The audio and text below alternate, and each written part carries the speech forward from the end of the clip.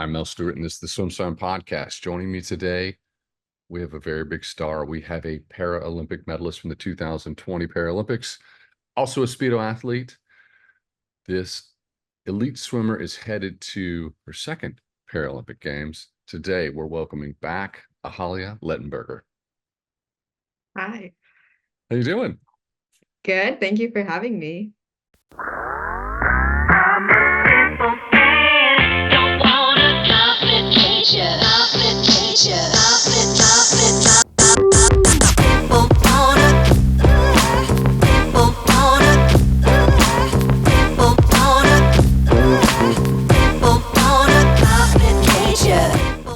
This episode of the SwimSwam podcast is sponsored by Commit Swimming, SwimSwam's exclusive team management software partner. Since 2015, Commit has been providing coaches with swimming's leading workout management software. And now, Commit has team management software too. Commit wants to help you make the switch from Team Unify to a simpler, more powerful solution. Their onboarding and customer service team will walk you through every step of the way. Check them out at commitswimming.com to book your demo today. That's COMMIT swimming.com. In the background, if you guys are listening, we were just going through the fact that we are welcoming her back because Coleman had done the first interview, and I think that was back when you signed with Speedo. Is that correct? Yeah, that's right. And I didn't review that interview to see if I could do it better than Coleman. So we'll let the audience be the judge. Yeah. Well, where are you right now? I'm in Houston. Okay, SwimSwam's HQ is in Austin. We're just north of you, northwest, I guess. Oh, actually, I didn't know that. Yeah. Yeah, so we're here. In terms of your training right now, we were just talking in the background, and I you picked up the silver medal in 2020, and you're heading to Paris, and you got the 400 free and the 100 breast. No 200 IM. I want you to Right. unpack that for me. What happened there?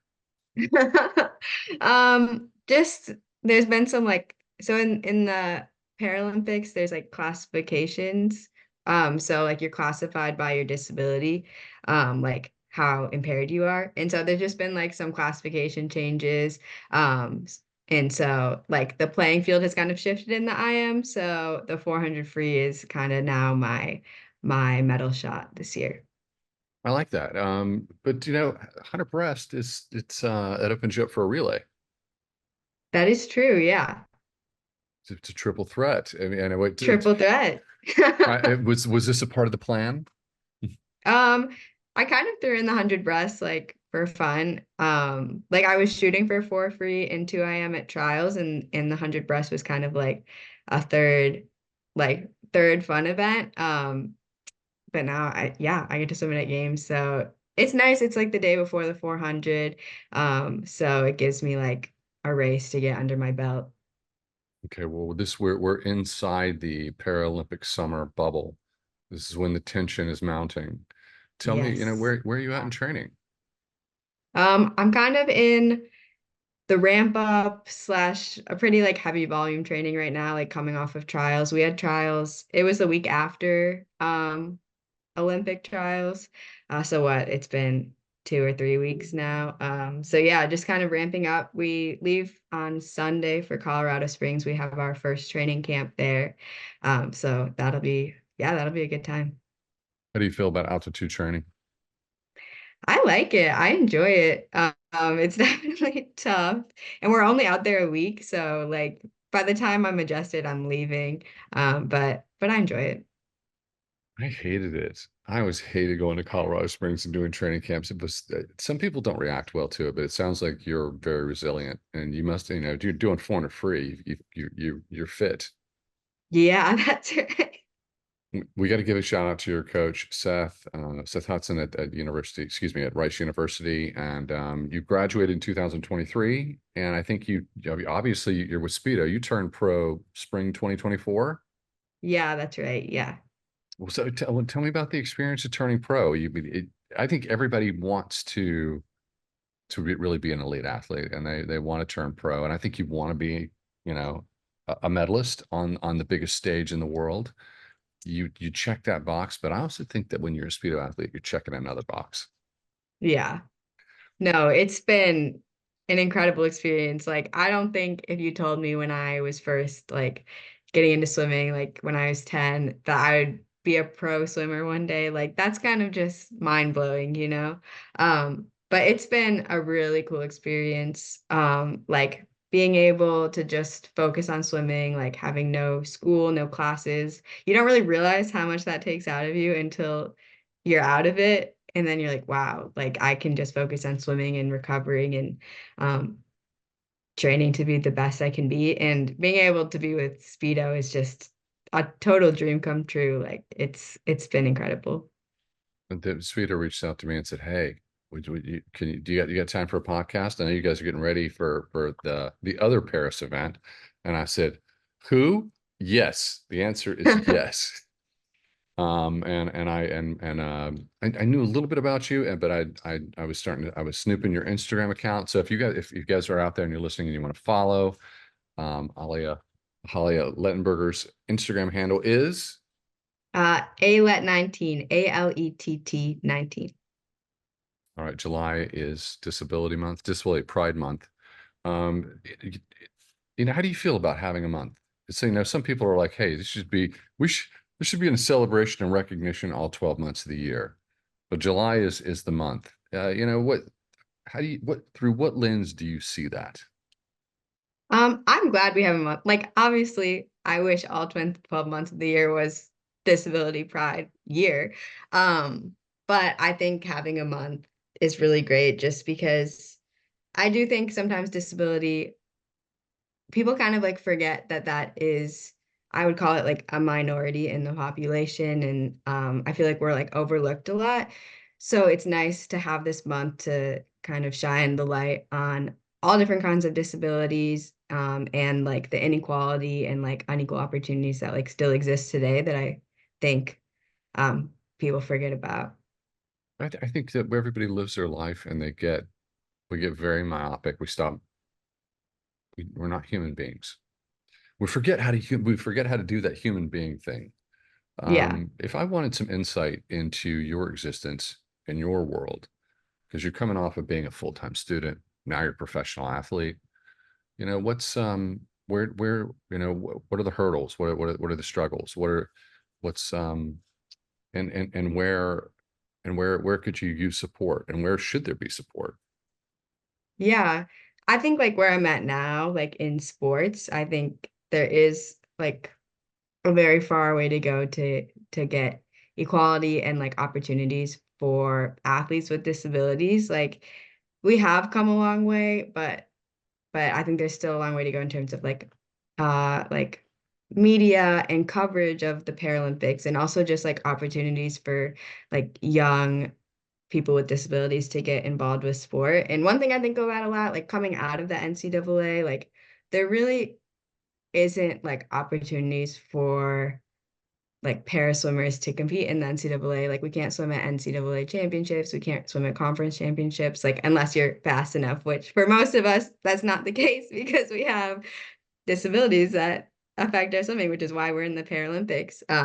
So yeah, I just think creating the opportunities for us to compete like on an equal level with like our peers is super important.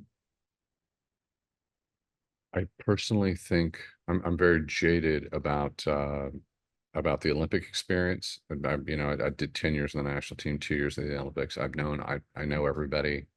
The only time that I get, so I know the struggles and the hurdles. The only time I really get emotional is with Paralympics because it's like I'm aware of all of this that's going on, and in the Paralympic space, all of that's happening in addition to any physical challenges you have Mhm. to also take that journey. And Yeah. it's a is it something that it's like this is, you know, you have to come to terms with it. Do you ever have a moment where you're like, I shouldn't have to be doing this? Or is it you know, what are the struggles? What's the hurdle? Because in my world, it was like when I thought about it, it was so hard. I cannot imagine, I cannot be empathetic and put myself in your experience. And I'm wondering what that looks like.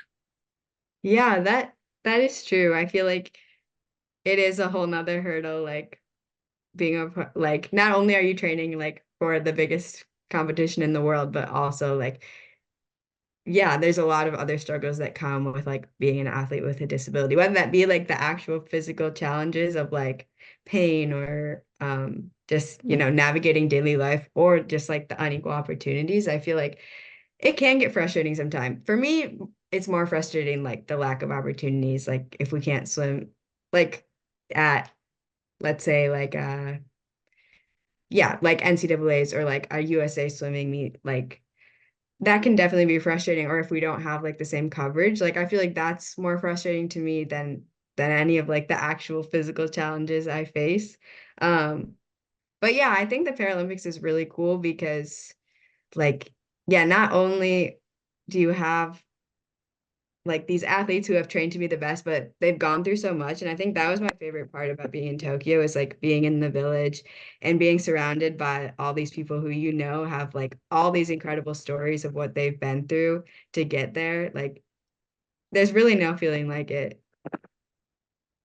Well, you're someone who you haven't just dedicated your education to this, your undergrad, your elite career. This is something that you're going to take into the future. You are a Marshall Scholar recipient, and you are going to change the world. You're studying disability design and and innovation. So, and I am aware that in when you have these challenges, how the world is designed really matters, and design Yeah. is everything for the future. Congratulations Thank on you. being a scholar recipient, and you know, what is that going to look like in the future? You're not just going to Paris to compete and chase hardware. This is a big, you know, it's a big investment. Tell me about it. Yeah. Um, no, you're spot on with what you just said too, like about like the world isn't really designed for people with disabilities. And yeah, my goal is really to help people with disabilities like navigate the world and make the world more accessible like through technology. So yeah, like through the Marshall, I'll be studying in the UK for 2 years, doing two master's degrees. So the first year I'll be at Loughborough, which is like, I'm sure you know of it, but it's like a great school for swimming and sport. And I'll be studying sport biomechanics there. So that will be very cool. And then, yeah, the second year I'll be studying disability and design and innovation at UCL. So it's just a really cool opportunity to like experience life in a different country, experience like how disability is treated in a different country, and just be able to learn a lot. And yeah, hopefully change the world. You know, congratulations.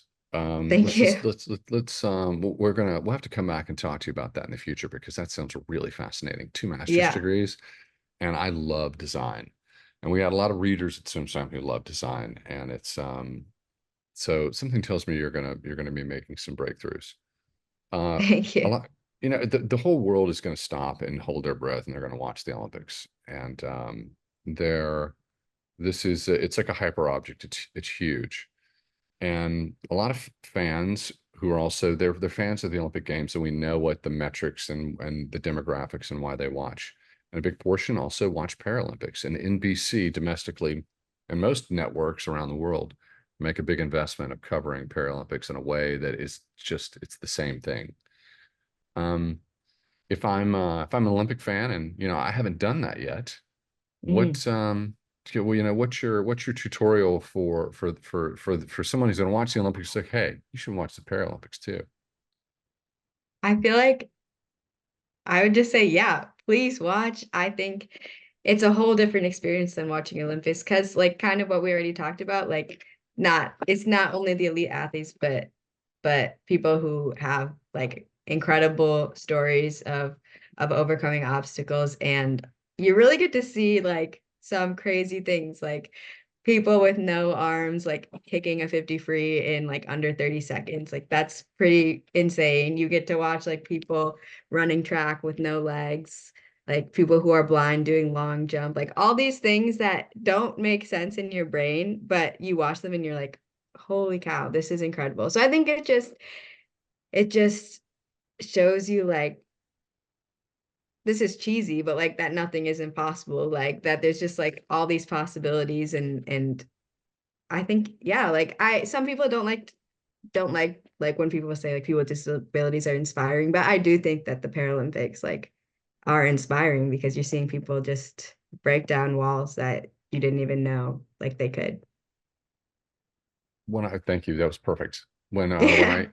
I when I when I talk with our Paralympic, our stars and our brothers and sisters in the Paralympics, I don't talk too much about the disability. And the reason why is that in my opinion, I feel like that's an aspect of a personality Hmm. and it's not the person. Yeah. But I want to give you the opportunity, if you want to talk about in your particular disability, please do. If not, we can move on. And I've got another question for you. Yeah, no, I can. I was born with a condition called arthrogryposis, which is a mouthful, but it affects me in my legs, so like from the hips down, and it basically just causes like muscle weakness and joint restrictions. So I use a wheelchair a lot of the time to get around, and I can walk like short distances, like around the house.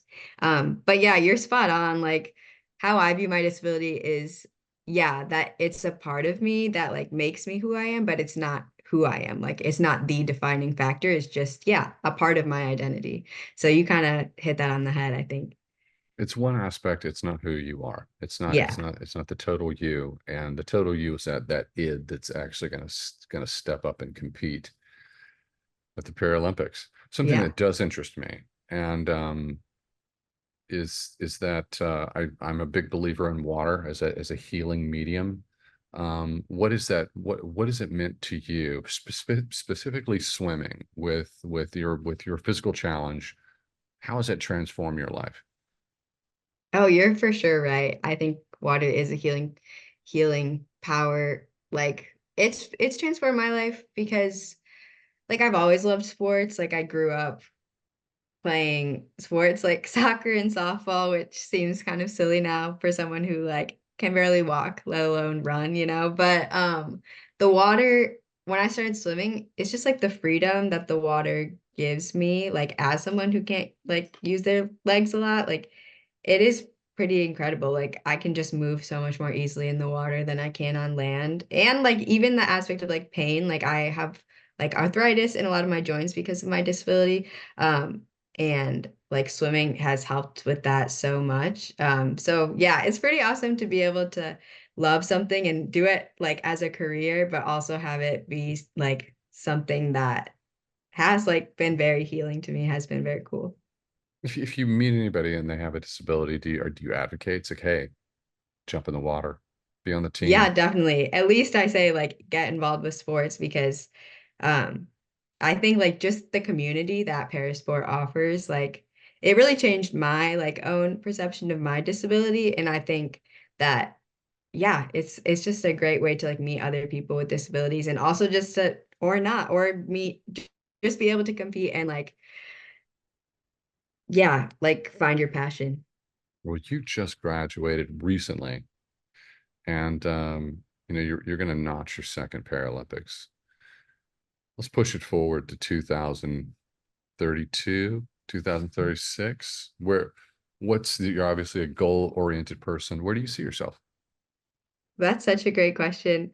Honestly, I haven't been thinking that far ahead. Like I kind of was like make Paris, like hopefully medal in Paris and then kind of see where it goes after that. Like I'm definitely gonna be swimming next year, like at Loughborough, and then um I just kind of want to see where it takes me and like as long as I still love it, I want to keep going and I I really like want to be a veteran on the team and be able to kind of lead the younger athletes. So, yeah, as long as I keep enjoying it, I can see myself like going pretty far.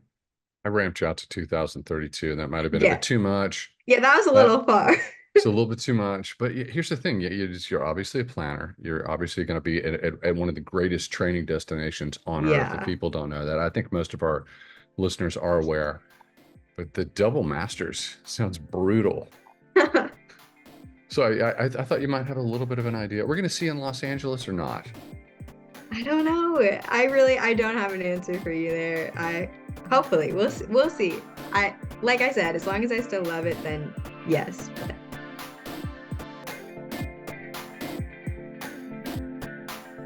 You've been listening to the SwimSwam podcast. Stay tuned for new episodes every week. You can take SwimSwam podcast on the go by subscribing on your favorite podcast platform. Look for links in the description below, and be sure to subscribe to our YouTube channel for more videos as well.